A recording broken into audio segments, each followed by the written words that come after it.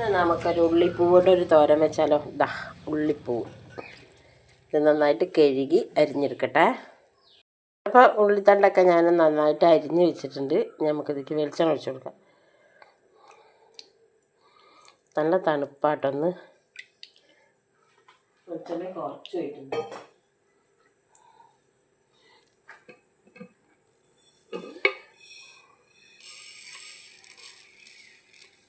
എല്ലാവർക്കും ഉണ്ടാക്കാൻ അറിയുന്ന കാര്യം തന്നെയാണ് കേട്ടോ. റേറ്റല്ല, അമ്മ ഉണ്ടാക്കിയപ്പോൾ കാണിക്കാൻ മാത്രം. അമ്മയുടെ യൂട്യൂബ് ചാനലിലേക്ക് എല്ലാവർക്കും സ്വാഗതം. അപ്പോൾ എല്ലാവരും ഒന്ന് സപ്പോർട്ട് ചെയ്യണം കേട്ടോ. ലൈക്ക് അടിക്കാൻ മറക്കരുത് കേട്ടോ കുട്ടികളെ.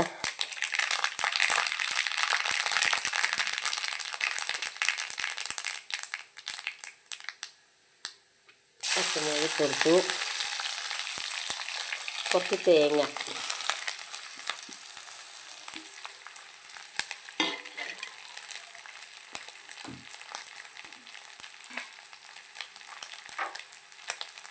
കരിവേപ്പില,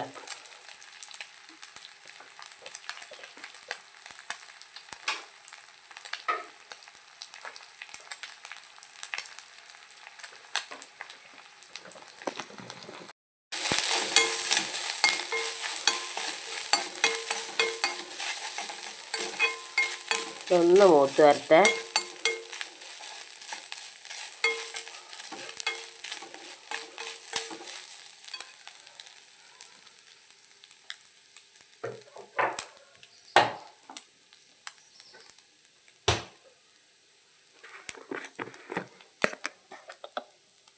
തുള്ളി മഞ്ഞൾപ്പൊടി,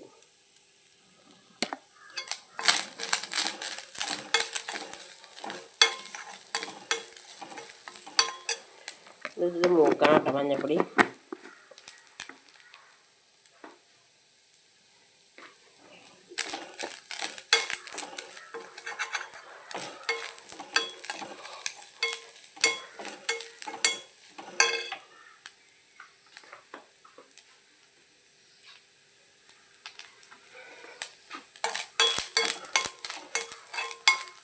ഇത്ര മതി. നമുക്ക് അരിഞ്ഞു വെച്ച ഉള്ളിത്തണ്ട് ഇട്ട് കൊടുക്കാം.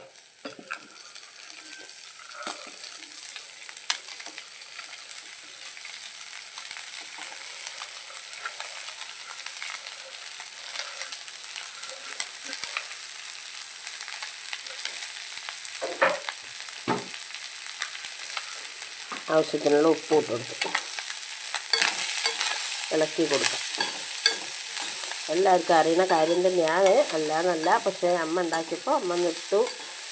എല്ലാവരും ഇന്ന് കണ്ട് അപ്പോൾ വീഡിയോ ഇഷ്ടപ്പെട്ടിട്ടുണ്ടെങ്കിൽ ഒന്ന്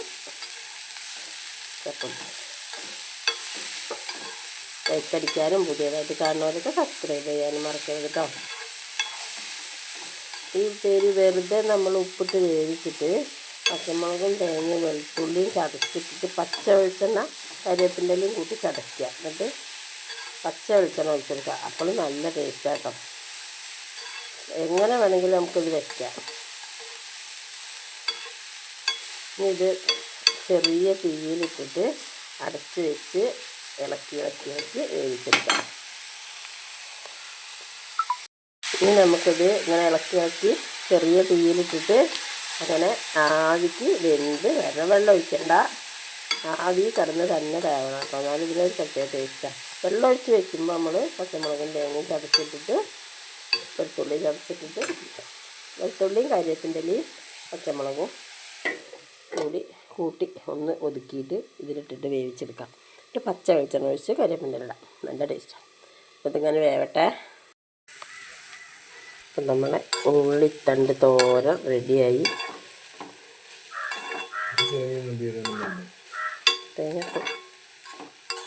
തേങ്ങ വറുത്തിട്ടതാ. ചീച്ചട്ടി നിറച്ചെന്നെ ചെയ്തിട്ടോ. ഇത് വെന്തപ്പത്രയും ഉള്ളി പോലെ തന്നെ ചുരുങ്ങുക. അപ്പോൾ ഇങ്ങനെ എല്ലാവരും ഒന്ന് ഉണ്ടാക്കി വെക്കൊണ്ട് ഉണ്ടാക്കാത്തവരുണ്ടെങ്കിൽ കേട്ടോ.